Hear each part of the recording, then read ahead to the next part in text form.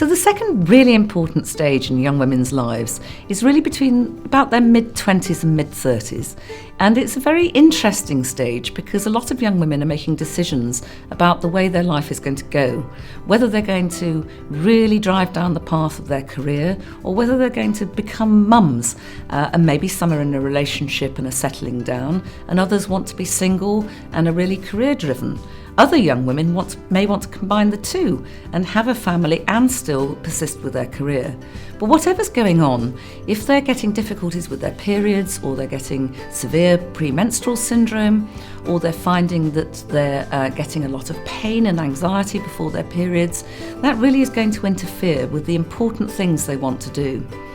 They are very, very interested in fitness and exercise at this stage of life because realistically what they want to do is make sure that they are able to deal with being a mum or their career, and that they're getting really good quality from their own body, as it were, so that they want to explore how to keep themselves fit and well and reduce the stresses of modern life, because really this is a stage when they are exposed to stresses within relationships and at work, perhaps financial and within the family.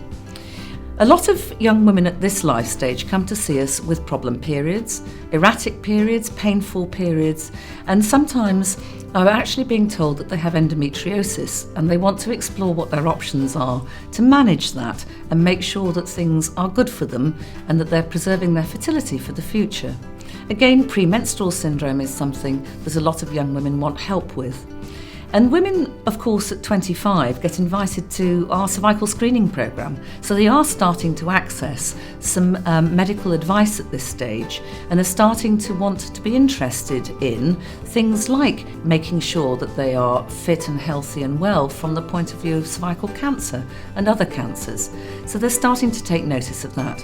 The other last and very important thing is those women who've decided they do want to have a family and want to become pregnant, and they want really good advice about nutrition and health and exercise and how to make sure that both they and their baby are fit and healthy and well.